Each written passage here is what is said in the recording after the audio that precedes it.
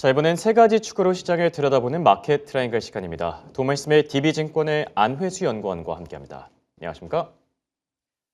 자, 오늘은 2차 전지 특집으로 저희가 진행을 해볼까 하는데요. 첫 번째 키워드 바로 확인해 보도록 할게요. 첫 번째 키워드는 인터 배터리 개막입니다. 오늘부터 인터 배터리가 개막되는데 과연 2차 전지의 투심을 살릴 수 있을지가 좀 이 투자자분들의 관전 포인트가 될 듯합니다. 이번 행사에서 가장 눈여겨보시는 그런 부분들이 있을까요?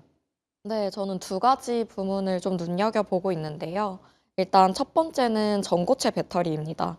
전고체 배터리는 글로벌 기업들이 주로 27년을 상용화 목표로 개발 중인데요. 그렇죠. 일단 SDI를 비롯한 셀 기업들이 다양한 샘플을 전시할 것으로 기대가 됩니다.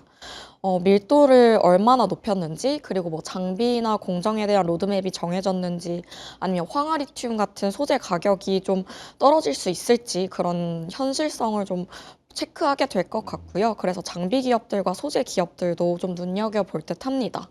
일단 그리고 두 번째는 ESS용 배터리의 다양한 종류를 좀 살펴보려고 하고 있습니다. 네. 전력망용이나 데이터 센터 같은 상업 시설용이냐에 따라서 좀 요구되는 특징이 다른데요. 일단 전력망용은 장주기화나 대형 셀화를 필요로 한다면 이제 뭐 데이터 센터 같은 경우에는 고출력을 요구로 합니다. 그래서 각 기업들이 어느 부분에 좀 특화된 셀을 전시하는지를 좀 보면서 좀 살펴볼 것 같습니다. 네. 그리고 많은 분들이 관심을 갖고 있는 로봇용 배터리 선두주자는 어디가 될 거라고 생각하세요? 네.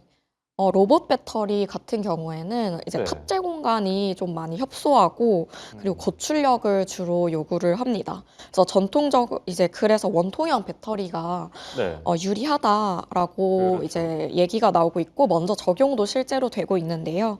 일단 전통적으로 글로벌 셀 업체들 중에서 원통형 배터리에 강한 기업들은 삼성 SDI나 LG 에너지 솔루션 그리고 일본의 파나소닉이 있습니다. 그리고 중국 기업들은 과거에는 로봇 시장이 좀 뭐 전기차나 ESS보다 훨씬 작다 이래서 좀 관심이 별로 없다가 네. 최근에는 휴머노이드 로봇 향으로 다시 이제 진출을 좀 눈여겨보고 음. 있다라고 보시면 되고, 그리고 또 로봇 초기 시장에는 원통형 시장이 주로 탑재가 되겠지만 또 나중에는 전고체 배터리를 좀 초기에 시험하기에 좋은 이제 전방이다라고 생각을 하고 있습니다. 그래서 국내 기업들 중에서는 이제 원통형 강자이자 전고체 타임라인을 가장 빠르게 목표하고 있는 네. SDI가 좀 선두주자가 되지 않을까라고 생각을 하고 음. 있습니다. 네. 좋습니다. 첫 번째 키워드로 인터 배터리와 관련된 얘기를 나누어 봤고요. 두 번째 키워드 체크해 보도록 하겠습니다. 두 번째 키워드 보여주시죠. 두 번째 키워드는 유가와 보조금입니다. 지금 중동 정세가 격화되고 있는 가운데 국제 유가가 상당히 높은 변동성을 또 나타내고 있잖아요. 이러다 보니까 뭐 사람들이 전기차 타는 게 낫지 않을까? 뭐 휘발유 가격도 많이 오르고 이제 좀 변동성이 크다 보니까 이런 부분들이 좀 전기차 수요의 확대 요인이 될 수 있을까요? 어떻게 생각하시죠? 네. 이제 일반적으로 유가가 상승하면 전기차 경제성이 당연히 내연기관차보다 좀 음. 개선될 수 있다, 이런 얘기가 있는데요. 예. 근데 이제 다른 변수도 저희가 좀 고려해야 한다라고 생각을 어. 합니다.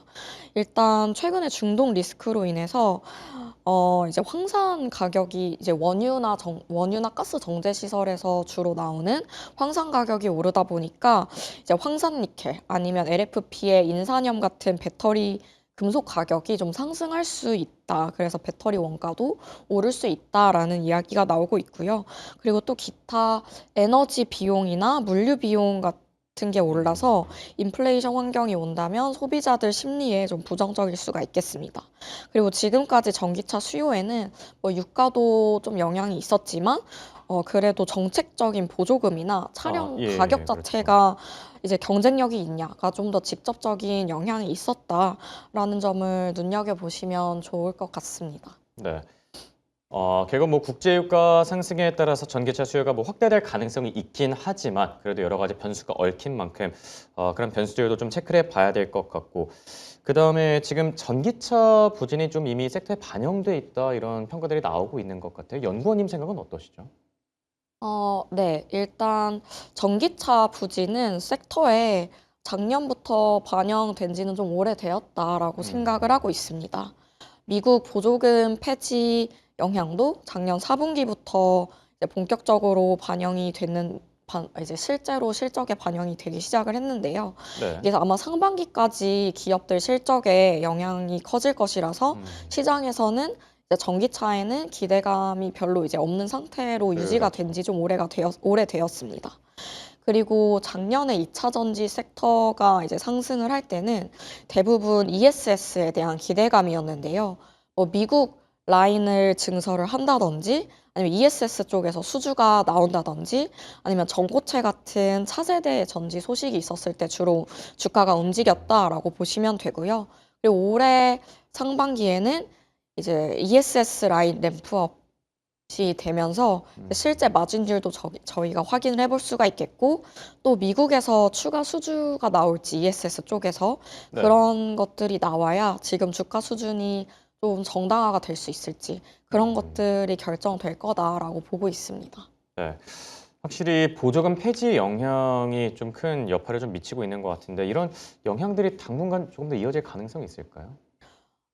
일단 보조금 폐지 같은 경우에는 네, 보조금 폐지 같은 경우에는 뭐 지금 좀 네, 영향을 미치겠죠? 앞으로 업계 쪽에요? 네, 이제 실적은 4분기부터 반영이 되었고 상반기에 한 번 더 이제 실적이 좀 바닥을 찍고 하반기에 좀 올라오지 않을까 생각하고 있습니다. 네. 자, 관련된 인사이트 자세하게 들어봤고요. 세 번째 키워드로 넘어가 보도록 하겠습니다. 세 번째 키워드는 그래서 2차 전지의 탑픽은 무엇이냐? 사실 많은 분들이 궁금해하실 부분이 아닐까 싶은데 혼란의 시장 속에서 배터리 3사가 나을지 아니면 소부장이 더 나을지 더 괜찮은 탑픽이 어느 쪽일까요? 네, 이제 배터리 셀 사냐, 뭐 아니면 소재나 뭐 장비 기업들이냐 이런 것 중에 고른다면은 저는 이제 좀 실적이 실제로 개선이 될 여지가 있고 이제 기타 네. 모멘텀도 추가로 붙을 수 있는 소부장 쪽을 보는 게 낫다라고 생각을 하고 있습니다. 이제 예를 들면 동박 기업인 롯데에너지 머티리얼즈는 이제 AI 반도체 향으로 동박 외에 전지박 수주 가능성도 있고요. 최근에는 고체 전해질도 매우 적극적으로 개발을 하고 있는 상황입니다. 그리고 전해액 기업들은 이제 예전부터 미국 진출을 이제 적극적으로 준비를 해왔고 올해 이제 공장 가동을 시작하는 기업들이 나타나기 시작합니다. 그래서 이제 OBBBA 법안으로 인해서 현지 조달 수혜를 받는 기업들, 이제 전해 기업들 실적들이 조금 나아질 수 있다라고 보시면 되고 또 LFP 배터리에는 전해액이 더 많이 들어가기 때문에 ESS 시장 개화도 좀 긍정적일 수가 있겠습니다. 그리고 장비 기업들도 눈여겨보시면 좋을 것 같은데 삼성 SDI가 디스플레이 지분 매각을 이제 매각 예정이다라고 공시를 하면서 이제 전고체 투자에 대한 기대감이 올라오고 있습니다. 그렇다면 이제 전고체 관련된 장비 기업들도 주목을 받을 수 있을 것이다라고 보시면 되겠습니다. 네. 결국 배터리 3사보다 조금 더 다양한 모멘텀을 가지고 있는 소부장이 긍정적이다 이렇게 평가를 해주셨는데 그렇다면 그중에서 좀 하나를 뽑아주신다면 어느 기업을 눈여겨보는 게 좋을까요? 네, 저는 일단 소재 기업들 중에서는 양극재 기업인 LNF를 좀 예. 올해 주목하시면 어떨까라고 말씀을 드리고 있습니다. 이미 실적은 작년 하반기부터 턴어라운드를 시작을 했고요. 95% 이상 하이니켈 양극재 경쟁력을 바탕으로 해서 테슬라 내의 원통형 전지 내에서 점유율을 높여 나가고 있습니다. 그래서 본업에서도 이미 흑자를 보고 있습니다. 그리고 거기에다가 리튬 가격 상승으로 인해서 평가 손실 충당금 환입 구간에 진입을 했는데요.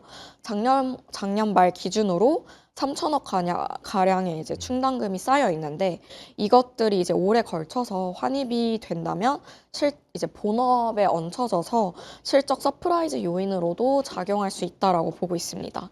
또한 국내 양극재사들 중에서 LFP 양극재 양산 시점도 가장 빠르게 계획을 하고 있고요.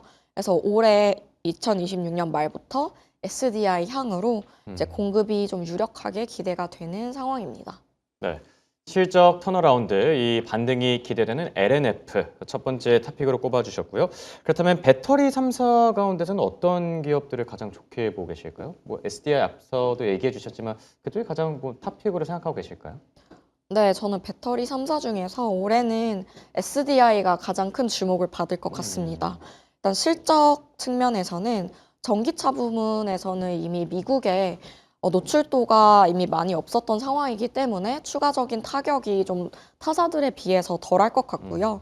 그리고 ESS 매출 비중이 이제 본격적으로 올라오기 시작하면서 셀 3사들 중에서 실적 바닥을 가장 먼저 찍고 올라올 것으로 예상을 하고 있습니다. 그리고 ESS 측면 같은 경우에는 이제 최근에는 데이터 센터 향으로 이제 시장에서 기대를 많이 하고 있는데 데이터 센터 향으로는 고출력 강점을 가지고 있는 뭐 원통형 배터리가 이제 많이 요구가 되고 있습니다.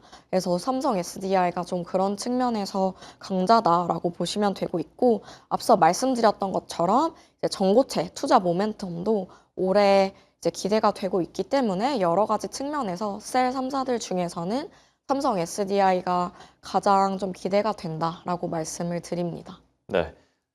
소부장 기업 가운데서는 LNF 그리고 또 배터리 3사 가운데서는 SDI를 탑픽으로 꼽아주셨습니다.